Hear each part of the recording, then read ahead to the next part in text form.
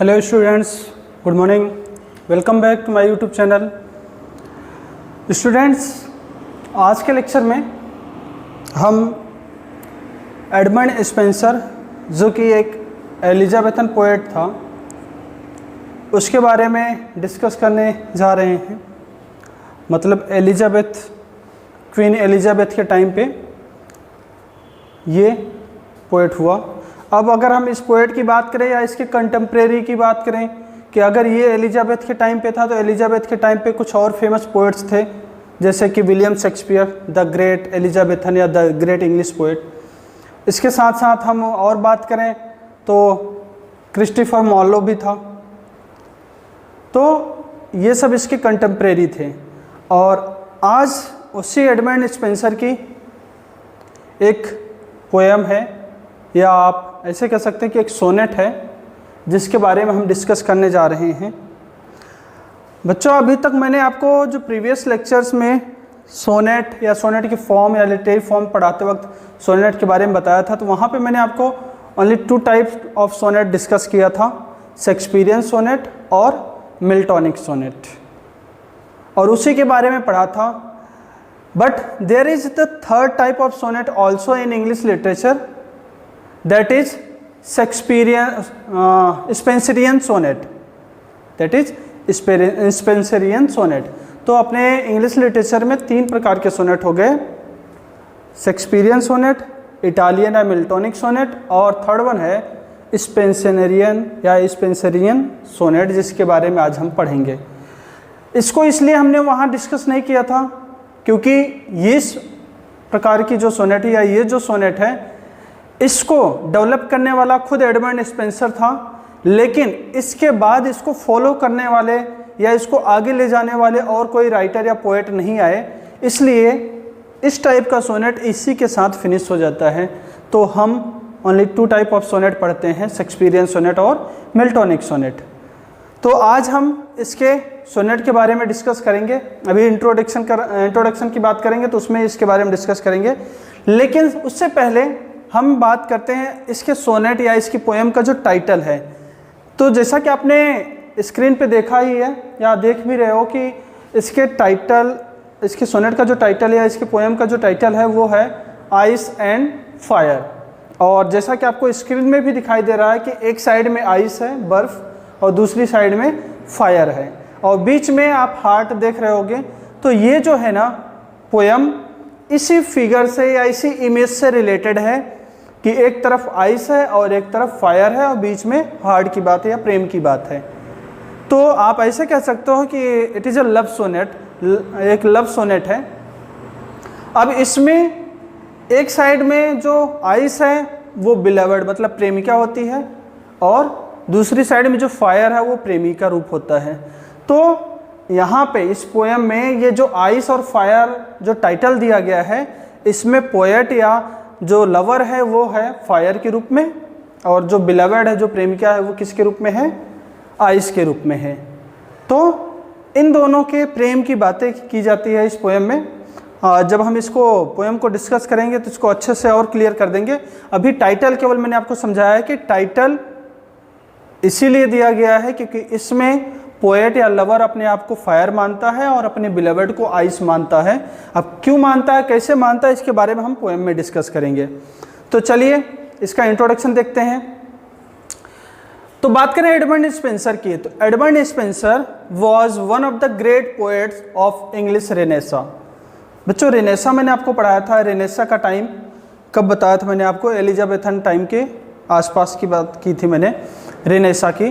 तो English Renaissance के time का ही पोएट है कौन? एडमंड स्पेंसर, उसी टाइम का ये पोएट है। Spencer like Shakespeare represents a bridge between medieval and early modern periods in English literary history. जिस तरह से शेक्सपियर ने मिडाइवल मतलब जो 1500 वाली जो सेंचुरी थी, उस टाइम के जो लिटरेचर लिखे गए उसके, और मॉडर्न टाइम में जो इंग्लिश लिटरेचर में जो लिटरेचर लिखे गए या इंग्लिश हिस्ट्री में जो लिटरेचर लिखे गए, इन दोनों के बीच का एक पुल की तरह काम करता है, इन दोनों के बीच एक ब्रिज की तरह काम करता है, या इन दोनों को कनेक्ट करने का काम करता है। कौन? William Shakespeare. कहने का मतलब क्यों ब्रिज का काम करता है? क्योंकि विलियम शेक्सपियर के वर्क्स में, उसकी रचनाओं में हमें मिडाइवल, उसके पीछे के चीज़ों के बारे में भी जानकारी मिलती है, और जो नई चीज़ें, मॉडर्न टाइम की जो चीज़ें थी उसके बारे में भी हमें थोड़ी बहुत जानकारी मिलती है। तो ये दोनों को कनेक्ट कर रहा था, इसलिए वो ब्रिज का काम करता है, पुल की तरह काम करता है। ठीक इसी प्रकार से स्पेंसर भी वही काम करता है। तो स्पेंसर शेक्सपियर की तरह ही मिडाइवल इंग्लिश लिटरेचर और मॉडर्न इंग्लिश लिटरेचर के बीच में एक पुल की तरह, एक ब्रिज की तरह काम करता है। Spenser through his poetry hope to achieve a secure place at court but received only a pension in 1591। Spenser ने पोइट्री लिख करके या अपने वर्क्स के माध्यम से वो ये सोच रहा था कि मैं कोर्ट में, कोर्ट मतलब दरबार, जो राजा का दरबार होता है उसमें एक सिक्योर प्लेस, एक अच्छा स्थान प्राप्त कर लूँगा या एक दरबारी कवि बन जाऊँगा। लेकिन वो इसमें फेल रहा और उसको क्या मिला है? केवल एक पेंशन मिली वहाँ से 1591 में, मतलब 1591 में उसको पेंशन पे रखा गया। मतलब जो कुछ भी उसने काम किया उसके बदले में उसको पेंशन दिया गया।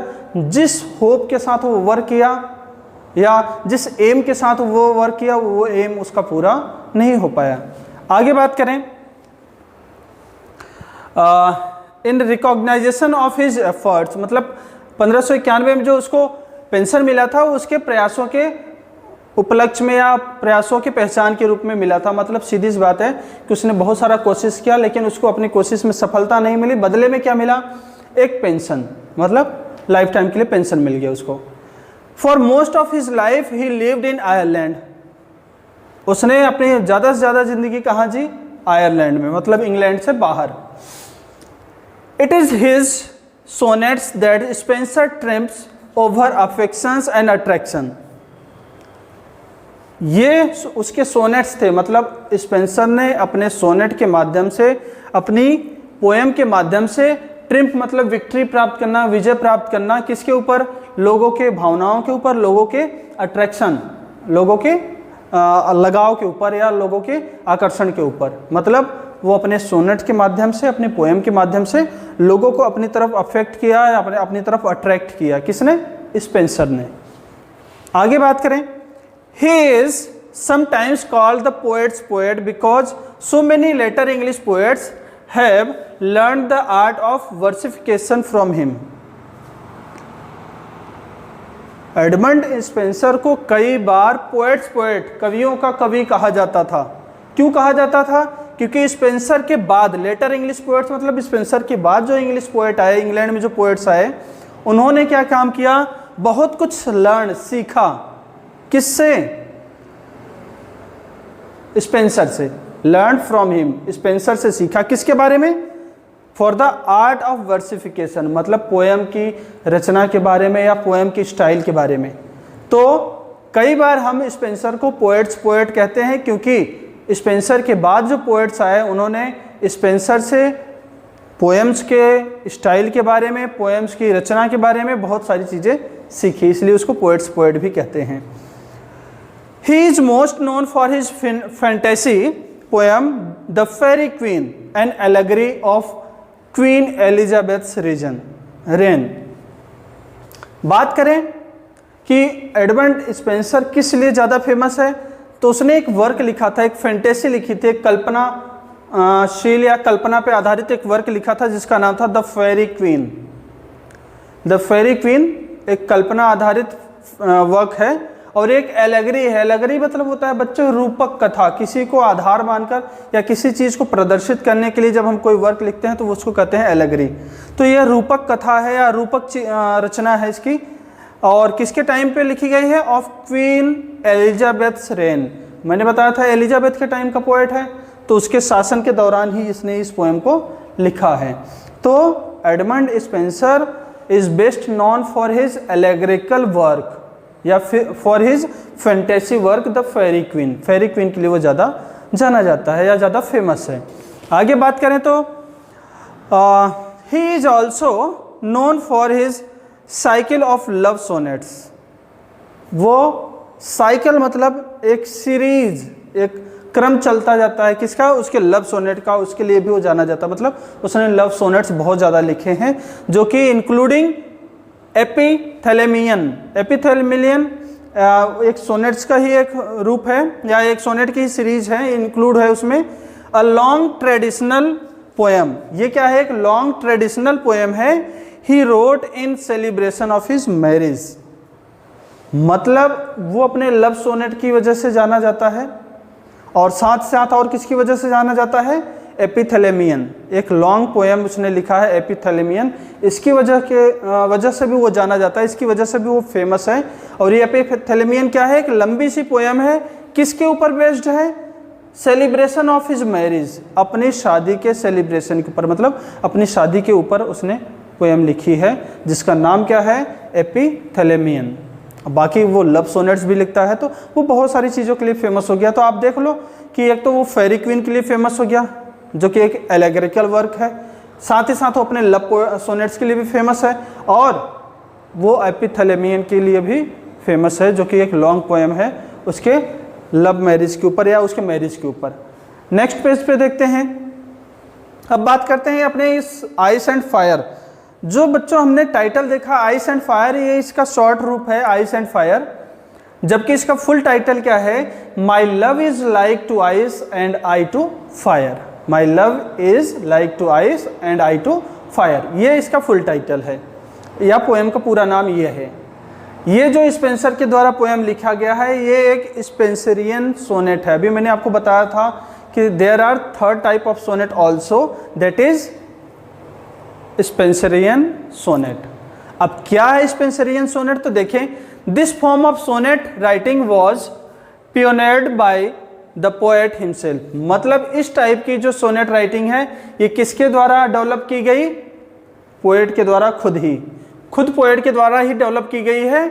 और इस सोनेट में it is divided into 3 quatrains and 1 concluding couplet.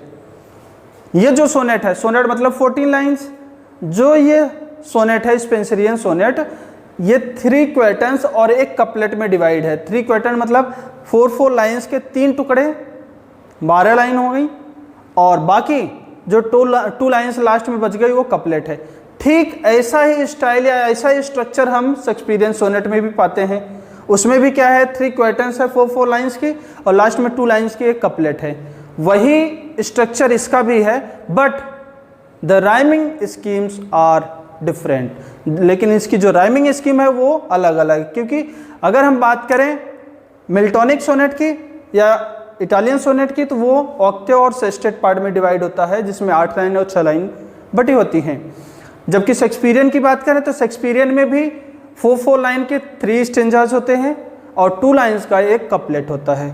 ठीक स्ट्रक्चर इसमें भी है, देख लो कि इसमें 3 क्वेटन्स हैं और 1 कंक्लूडिंग कपलेट है, लेकिन राइमिंग स्कीम डिफरेंट है। क्यों? क्योंकि शेक्सपियर की जब हम राइमिंग स्कीम देखते हैं या शेक्सपियरियन सोनेट की जब हम राइमिंग स्कीम देखते हैं, तो उसमें क्या होता है, A B, C D, E F और लास्ट में होता है जी। और इसकी राइमिंग स्कीम देखें तो देखो, ए बी स्टार्टिंग में बिल्कुल शेक्सपियर जैसा ही है, ए बी, लेकिन यहाँ सी डी ना होकर के बी सी हो गया, और यहाँ पे सी डी अब आया है, और लास्ट में ई, वहाँ जी पे जा रहा था और यहाँ ई पे ही कंप्लीट हो गया। तो इसकी राइमिंग स्कीम देखिए शेक्सपियरियन सोनेट से थोड़ी डिफरेंट है। अब इसके सोनेट की बात करें, जब हम इसके सोनेट को पढ़ते हैं ना, तो a reader can note that the first 12 lines मतलब पहले 3 क्वेटन्स, फर्स्ट 12 लाइन्स पोज मतलब अराइज या रोज उठाना या क्रिएट करना 3 different questions to the reader. मतलब जब हम स्पेंसरियन सोनेट को पढ़ते हैं तो जो 3 लाइन्स 4 लाइन्स के जो 3 स्टेंजाज है ना, उनमें 3 डिफरेंट क्वेश्चंस हमें देखने को मिलते हैं। मतलब 3 क्वेश्चंस उसमें पूछे जाते हैं अलग अलग। मतलब एक क्वेश्चन में एक क्वेश्चन पूछा गया, दूसरे क्वेश्चन में दूसरा क्वेश्चन, और थर्ड क्वेश्चन में थर्ड क्वेश्चन पूछा गया। मतलब 3 क्वेश्चंस पूछे जाते हैं 3 क्वेश्चंस में। और आगे क्या होता है फिर, दीज आर देन आंसर्ड, और फिर इन क्वेश्चंस का आंसर दिया जाता है कहाँ, इन द फाइनल कपलेट, और लास्ट जो 2 लाइन है उसमें इसका आंसर मिलता है। समझ में आया कि जो 4 लाइन्स के 3 पैटर्न्स हैं उसमें 3 क्वेश्चंस पूछे जाते हैं, या पोएट 3 क्वेश्चंस क्रिएट करता है, और उन 3 क्वेश्चंस का रिप्लाई हमें कहाँ मिलता है, कपलेट लास्ट 2 लाइन में। क्लियर? आगे देखें, this sonnet is also known as Amoretti 30, ये रोमन गिनती में इसको 1 को 10 बोलते हैं, फिर 10 फिर 10, ये 30 हो गए है ना। तो अमोरिटी 30 या सोनेट नंबर 30 के नाम से भी जाने जाता है। मतलब ये जो सोनेट है या ये जो पोएम है ना, इसको हम अमोरिटी 30 या सोनेट नंबर 30 भी कहते हैं। It was one of 89 sonnets Spenser wrote to celebrate his marriage to Elizabeth Boyle. अभी मैंने आपको बताया था कि उसने लव सोनेट्स लिखे हैं बहुत सारे, और अपने किस लिए लिखे हैं, सेलिब्रेट टू हिज मैरिज, अपने मैरिज को सेलिब्रेट करने के लिए। और उसकी मैरिज किससे होती है, एलिजाबेथ बोयल। एलिजाबेथ बोयल से जो उसकी शादी होती है, उस मैरिज को, उस शादी को सेलिब्रेट करने के लिए उसने कितने सोनेट्स लिखे हैं, टोटल 89 सोनेट्स लिखे हैं। और उसी 89 सोनेट्स में से एक सोनेट ये भी है, या उन्हीं में से एक सोनेट ये जो आज हम पढ़ रहे हैं वो भी है, जो कि सोनेट नंबर 30 है। ओके, 89 सोनेट्स उसने लिखा है, लव सोनेट्स, अपनी बिलवर्ड या अपनी वाइफ एलिजाबेथ बोयल के साथ उसकी मैरिज को सेलिब्रेट करने के लिए। और उसी 89 सोनेट में से जो सोनेट नंबर 30 है वो आपके कोर्स में है, जो है my love is like to ice and I to fire. Clear? आगे बात करते हैं। It describes the contradictory but also complementary personalities of the speaker and his lover. इस पोएम में अगर हम पढ़ेंगे तो ये जो पोएम है ना, क्या डिस्क्राइब करता है, कॉन्ट्राडिक्टरी मतलब different, opposite qualities, but also complementary, कुछ पॉजिटिव क्वालिटीज भी दिखाता है, पॉजिटिवनेस भी दिखाता है, पर्सनालिटीज मतलब व्यक्तित्व को, of the speaker and lover, speaker और उसकी बिलवर्ड, उसकी प्रेमिका। मतलब इस पोएम को अगर हम पढ़ेंगे तो ये पोएम किसके बारे में बताती है कि कैसे दोनों लवर और बिलवर्ड कैसे कॉन्ट्राडिक्टरी हैं, कैसे एक दूसरे से अपोजिट हैं, but there are some good qualities both of them, उनमें कुछ न कुछ गुड क्वालिटीज भी हैं, उसके बारे में भी हमें ये बताता है। इसके बारे में जब हम पोएम्स पढ़ेंगे तो और अच्छे से एक्सप्लेन करेंगे कैसे गुड क्वालिटीज है और क्या कॉन्ट्राडिक्टरी है, क्या अपोजिट क्वालिटीज है उनमें। चलिए नेक्स्ट पेज पे चलते हैं। अब अगले पेज पे देखिए द पोएम। अब हम पोएम के बारे में जान लें कि पोएम में क्या है, इस सोनेट में किस चीज के बारे में बताया गया, इस सोनेट में क्या एक्सप्लेन किया गया है। तो the poem begins with the speaker stating that he is like fire and his lover is like ice। ये जो पोएम है किससे स्टार्ट होती है, जब पोएट हमें स्टेटिंग मतलब संबोधित करता है या बताता है या एक्सप्लेन करता है, क्या कहता है कि he is like fire and his lover is like ice।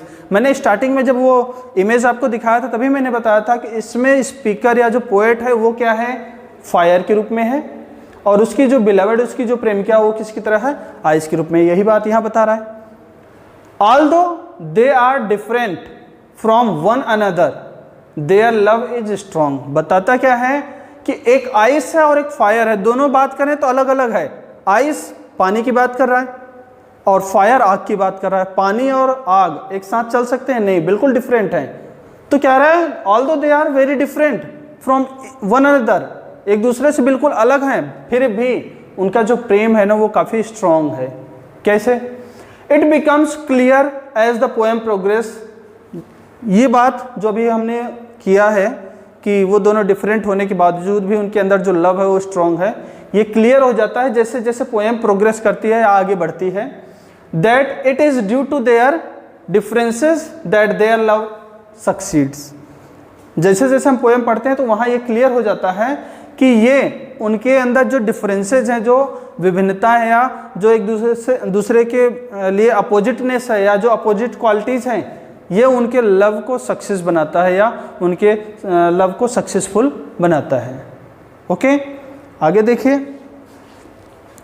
The first 3 sets of 4 lines contain questions. अभी मैंने आपको बताया था कि स्पेंसरियन सोनेट में जो पहले 3 क्वेश्चंस होते हैं 4-4 लाइन्स के, उसमें क्वेश्चंस होते हैं। तो वही कह रहा है कि फर्स्ट 3 सेट्स ऑफ 4 लाइन्स, मतलब 4 लाइन्स की जो पहले 3 सेट्स हैं या जो 3 क्वेश्चंस हैं, कंटेन्स क्वेश्चन, वो क्या लिए हुए हैं? क्वेश्चंस लिए हुए हैं। द स्पीकर जो लेकर के आता है, जो स्पेंसर खुद है, पोजेस टू द रीडर, जो कि वो क्रिएट करता है ये क्वेश्चन किसके लिए? रीडर के लिए। तो मतलब पहले 3 जो क्वेश्चंस हैं 4 लाइन्स के, उसमें 3 क्वेश्चंस हैं जो कि पोएट या स्पीकर स्पेंसर के द्वारा खुद क्रिएट किया जाता है, किसके लिए? रीडर के लिए। और the poem concludes with a couplet that answer to all the speaker's question. मैंने आपको बताया था कि पहले 3 क्वेश्चंस में 3 क्वेश्चंस है, उसकी रिप्लाई, उसका आंसर हमें कहाँ मिलता है? कपलेट में। तो वही कह रहा है कि द पोएम कंक्लूड्स, पोएम का खत्म कैसे होता है या समाप्ति कैसे होती है? विद अ कपलेट, एक कपलेट के साथ, दैट आंसर, जो कि उत्तर देती है किसके? उन सारे क्वेश्चंस के बारे में, या उन सारे क्वेश्चंस का आंसर देती है जो कि स्पीकर क्रिएट करता है, क्वेश्चन जो स्पीकर अराइज करता है या क्रिएट करता है या हमारे सामने लेकर के आता है। It is love that has given their relationship the power it needs to succeed। वो ये कहता है कि ये केवल प्रेम ही है जो उनके रिलेशनशिप को पावर देता है सक्सेसफुल होने के लिए या सक्सेस बनने के लिए। Love has the ability to overcome all types and all kinds. और वो ये भी बताता है कि लव के पास ऐसा पावर है या उसके पास ऐसी एबिलिटी है कि हर चीज़ पे ओवरकम, मतलब विक्ट्री कर लेना, विजय प्राप्त कर लेना, कि वो हर एक चीज़ को जीत सकता है, सभी चीज़ों को जीत सकता है। तो इसका मतलब वो ये बताने की कोशिश कर रहा है कि love is most powerful thing in the world. संसार में प्रेम ही सबसे बड़ा है, वो ये चीज़ या ये मैसेज देना चाह रहा है। तो आई होप आपको ये एक्सप्लेनेशन जो मैंने एक्सप्लेन किया है इसके इंट्रोडक्शन के बारे में, पोएट के बारे में, पोएम के बारे में, और पोएम में क्या है इसके बारे में, आई होप आपको समझ में आ गया होगा। तो आज के लेक्चर में बस इतना ही। नेक्स्ट लेक्चर में हम इस पोएम को स्टार्ट करेंगे या इस सोनेट को स्टार्ट करेंगे और इसके लाइन बाय लाइन एक्सप्लेनेशन को देखेंगे। सो आज के लिए बस इतना ही। Thank you.